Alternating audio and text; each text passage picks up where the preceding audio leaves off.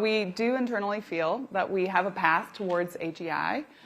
We had a big breakthrough in 2024 around reasoning models in particular. So you saw us move from a world of more chat models, chatbots, ChatGPT, fastest app in the world, so 100 million users, and today well over 300 million users.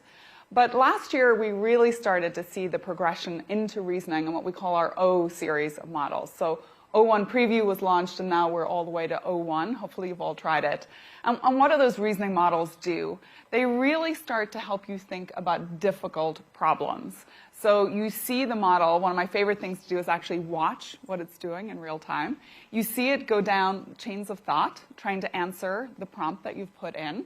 You see it sometimes hit a cul-de-sac. It doesn't quite get to the answer, and so it almost has to reverse course and try a different approach to solving that problem, a lot like the way we all do, to ultimately give you the best answer. And frankly, I think often the answer is not a definitive singular answer. It's an exploration. It's a way to continue a conversation.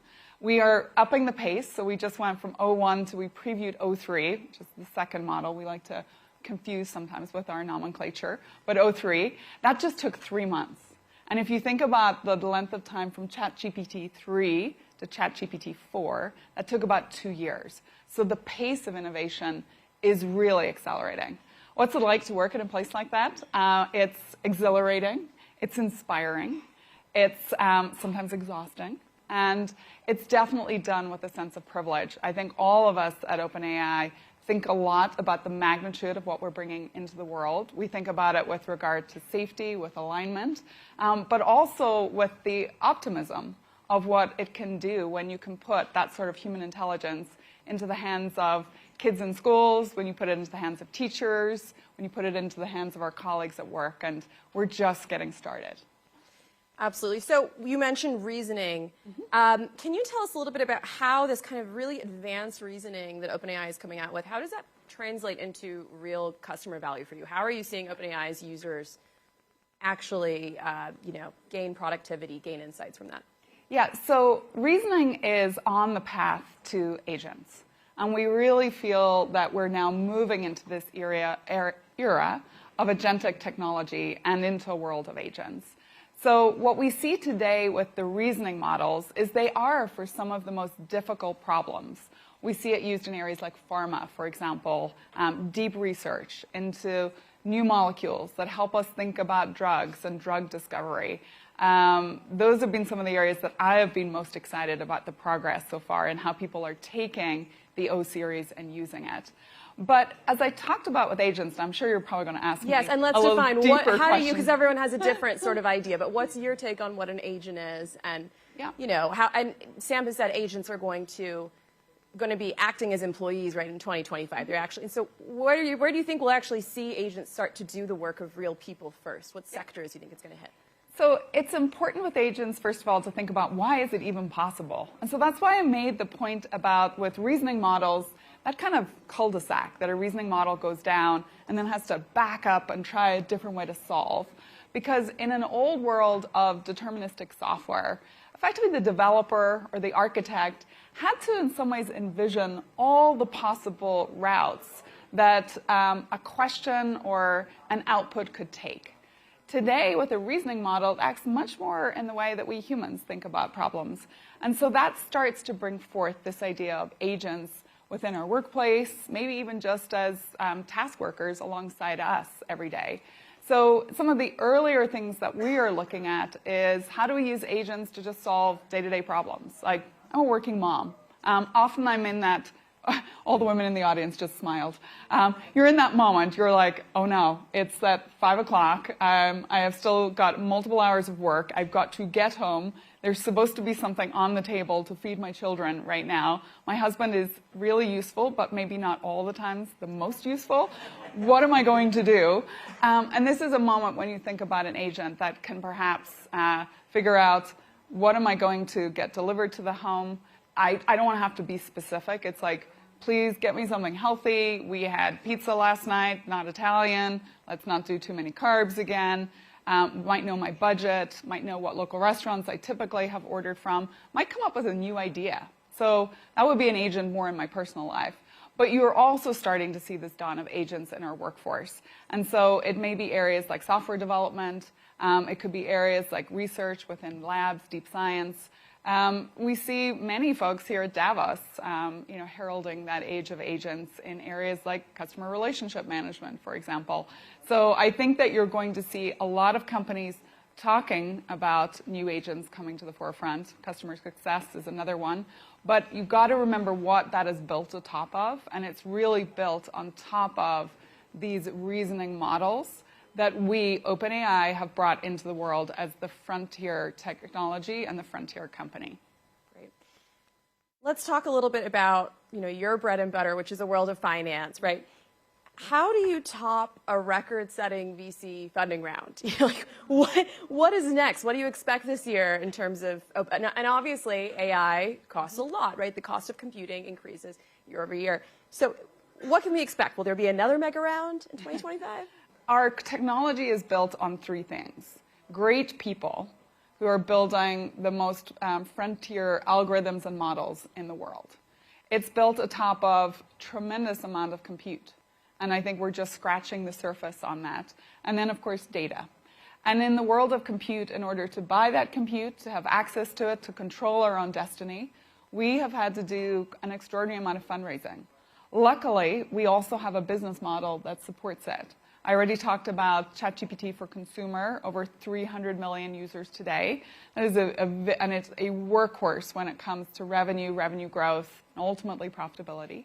But we are seeing now enterprises of every size embrace this technology, and we really see ourselves also as the enterprise company. In fact, there's a really good symbiosis between those two areas, because often when I meet customers, and I'm meeting a lot of them here in Davos, it's actually their personal experience they start with. When I say, hey, how are you using ChatGPT?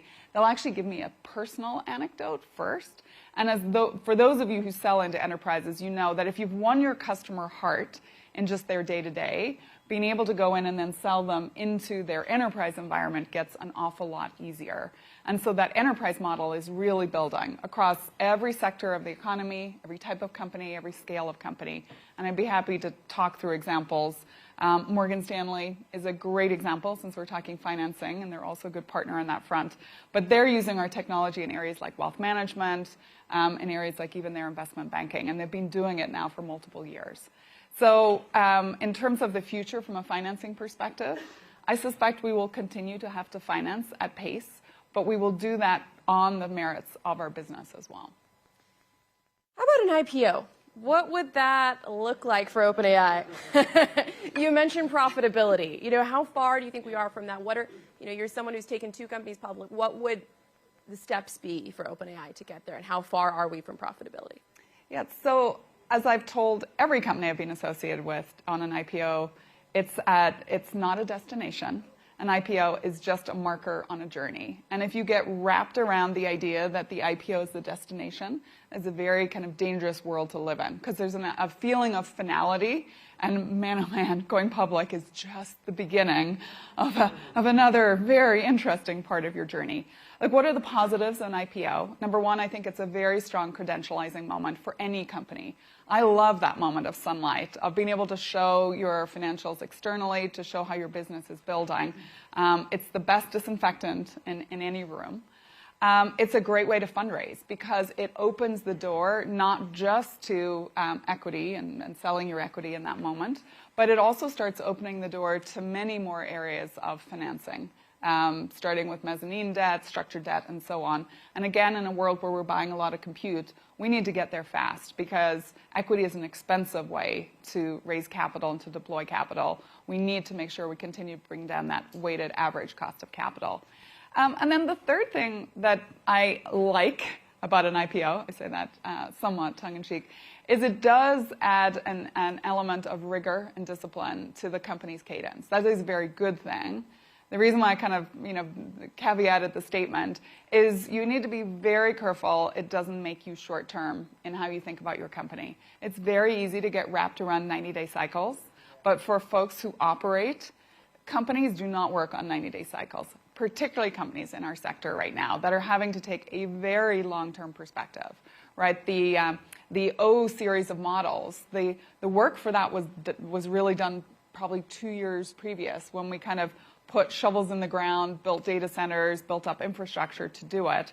And so this means that during an IPO process, it's incredibly important to bring along the right type of investor, the investor that understands the longevity that will be required to build the business, probably a little bit more like biotech investors in some way. So it's always a potential station on the journey that we're on, but I don't want to make it the destination. All right, so we talked about funding, mentioned the recent round, which was really the first major accomplishment, right, under your tenure as CFO at OpenAI. Now there's another big task at hand, which is the restructure of OpenAI from a nonprofit to a for-profit. Now OpenAI plans to make it a public benefit for-profit corporation, but nonetheless a for-profit. Why is this an important change for the company? Why do you need this? And particularly, why is it important to investors? Yeah, so first and foremost, as we think through the restructure, the most important thing for those of us at OpenAI focused on it is to also make sure that the nonprofit is front and center. Our mission is everything, to create AGI that benefits humanity, that really benefits everyone, people in the world. And that is what the board, remember today, the board is the board of the nonprofit, that is what they are most focused on. In regards to shifting over to being a PBC, the reason that we are thinking through that is the right corporate structure. It's not a done deal. But a PBC does allow us to balance both being mission-focused as well as being shareholder-focused, economically focused. It's not the be-all and end-all, because we are proving that we are able to access capital, that we're able to continue to grow the business, and we're able to attract great people. But those are the three tenets that I look at in thinking about why we might want to look more like a traditional company, because it is fun to innovate, but it's better to stay innovating in on the innovation edge that we want to be on, which is less about our corporate structure and much more about our models and the products that we're building. Right, and so as you said, it's not a done deal. There are steps to go through. What are some of the challenges of navigating this restructure, especially as some people, including Elon Musk, have criticized the company for the move, or the intended move? So for Elon, and Sam has been quite public about this, and others like Greg, our co-founder, that we see Elon as a competitor. We think he's a strong competitor, but we hope that he won't keep resorting to kind of using law and lawfare to compete. I think even in his own words, AI and building AI is a very capital-intensive business. And I think even he recognized very early on that it would require us to be much more than a nonprofit. So I actually think he's even said that we shouldn't be a nonprofit to be able to raise the capital required. So for right now, you kind of said, is it complicated internally? We try not to distract. We want to make sure our researchers are able to do the job they want to do, to be curious, to be serendipitous. We want to make sure those that are taking that research and turning it into product are customer-focused first and foremost, but also thinking about innovation, things customers may never have thought about. Make sure our go-to-market folks are free to do what they do. And so we really try to make sure our focus from a restructure perspective stays in the right context and at the right scale. So there's the legal challenge from, right, Elon Musk and regulatory approvals, but there's also just this changes the the structure for existing investors and, kind of reassessing the equity in the company. So what is that going to look like with existing investors like Microsoft, and, what kind of equity might we expect? I know Altman has said that some of the numbers out there are maybe, not quite right, but what do you think may happen with equity at the company for him and others? Yeah, so if you look at the folks really involved from a restructure perspective, it's not that many parties at the table. As we said, the nonprofit is actually the key focus for those of us at OpenAI, and making sure that the nonprofit remains well capitalized, well funded, and can really help us live up to this very grand inspirational mission that we have.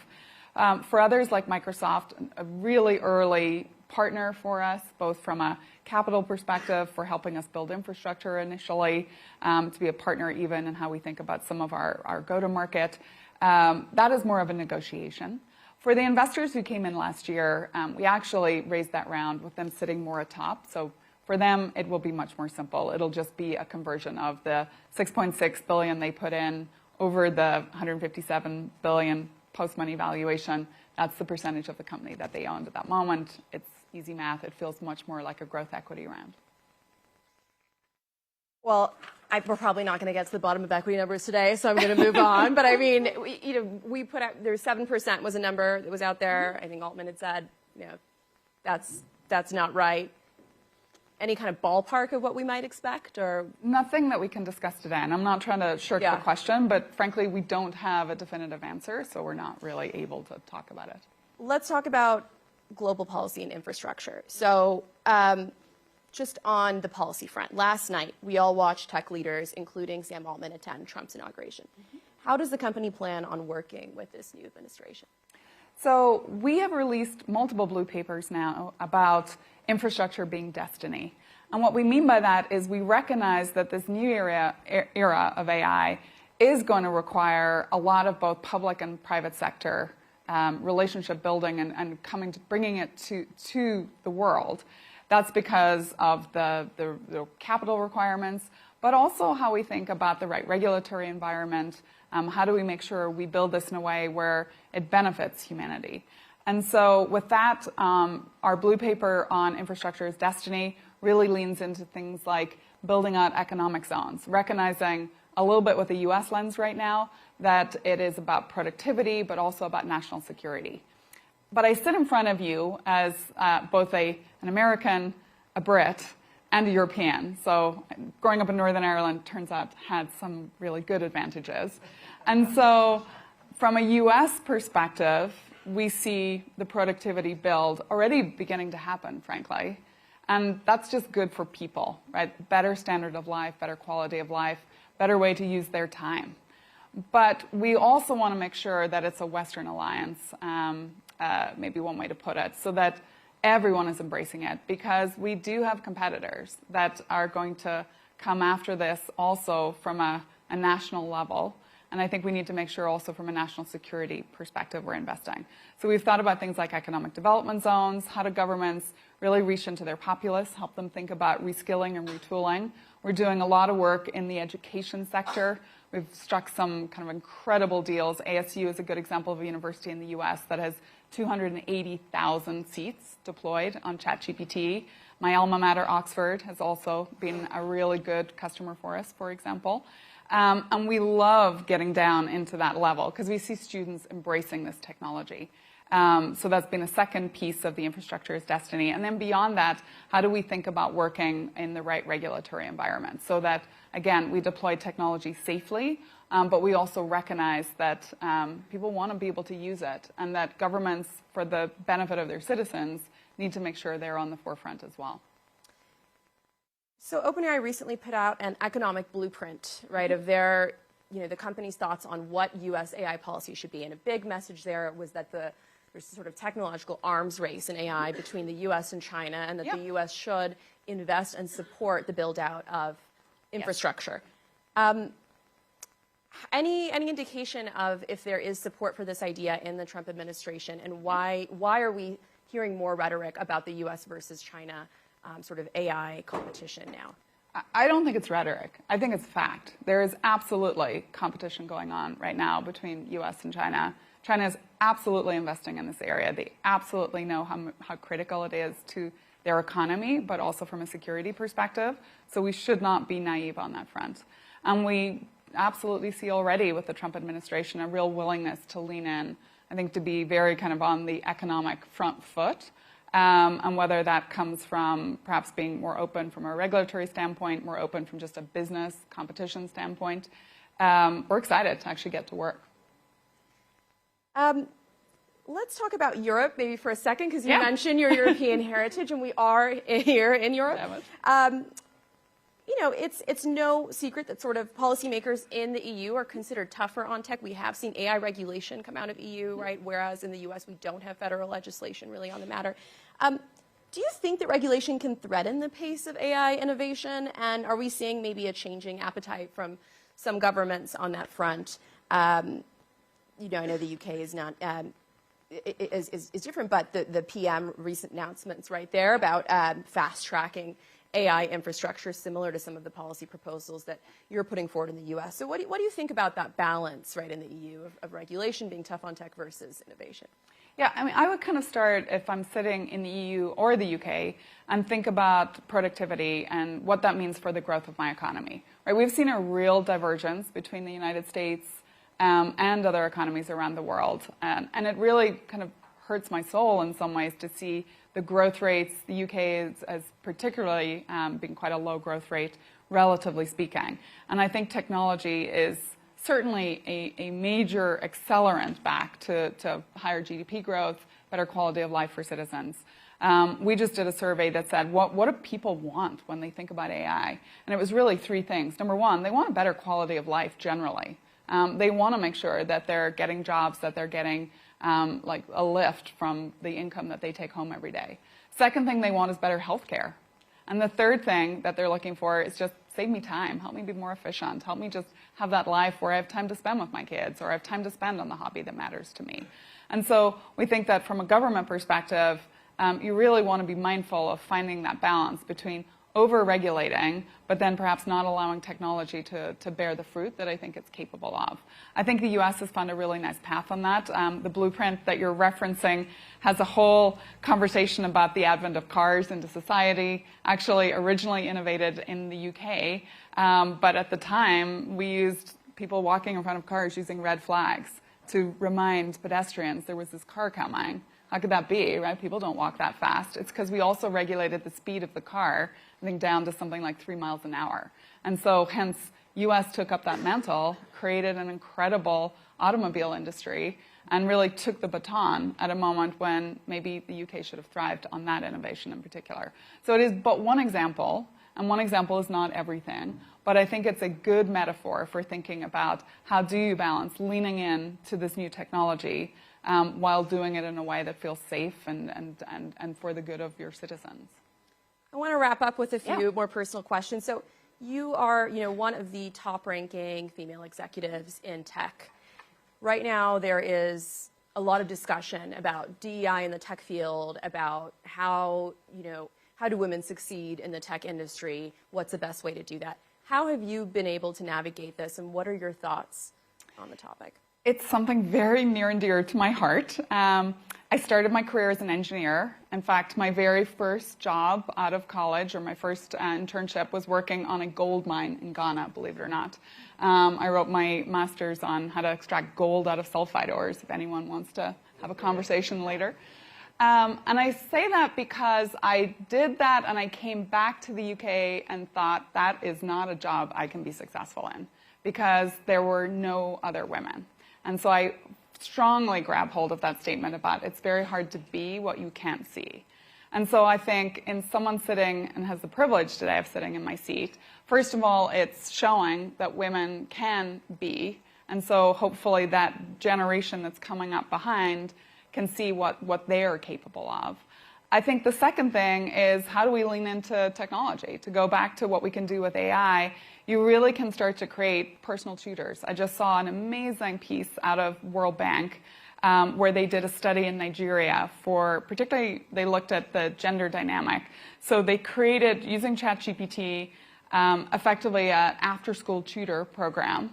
And I think for girls, I think they zeroed in on the girls in particular. They saw almost a 2-year leap in education outcomes in just a few months of using the technology, because it really does create a personalized moment.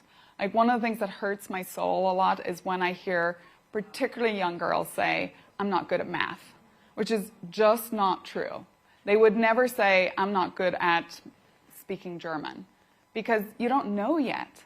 You are just starting your life. You do not know, but it may not be being taught to you in a way that resonates. Computer science is often taught first through gaming. My daughter, when she first took her first CS classes, said, Mom, I just don't even like this. I don't want to build games. Once she recognized that she could use it to create websites, she could pull her artistic side in, she was fascinated, drawn to it. Today, I'm really proud of the fact that she is a hard scientist taking chemistry in university and doing computer science. So I think a lot of it comes down to how do we think about approaching people where they are And then in the workforce, how do I turn around at the table, reach behind myself, and pull people up of all different types of diversity, not just women? Because I think in the end, the more diversity we have around the table, the better the products that we build, the better the outcomes we have for society writ large. And you cannot do that when you have a homogeneous point of view sitting in the room. This is a question that I got from others, so I know it's on people's minds. But what is Sam Altman like as a boss? Let's see. Where's the one when I need it? Sam is a delight. He's super fun to work with because his brain runs at 1,000 miles an hour. And so I kind of, as someone who's really hyper curious, I love that because it keeps me on my toes. He has a good heart, and I think that's really important. And but he's always pushing. And in fact, I had a conversation with him recently, talk about, when you're having that personal moment, where I said, Sam, hey, just something to know about me, that when you're giving me feedback, if it's always on the thing that could be a little bit better, that is good, bring it on. But sometimes it's really helpful to kind of also remind me what went really well. Like, I will respond better to you. And actually, he was like, that is really helpful because I'm someone who likes tough feedback all the time, but I'm really going to use that and think about that. And I've seen him shift how we interact. And so again, it's like, this is why diversity is important, because we need to be able to talk to each other about different ways that we respond. And I hope actually that helps him think about others that he's surrounding himself with. So yeah, overall, it's been a wild and incredible and inspirational first kind of run at the company. It's an incredible group of people. You're literally working with the best in the world at what they do. And you really have to work with very different personalities, and I love it. In AI, we call that reinforcement learning. It is reinforcement learning.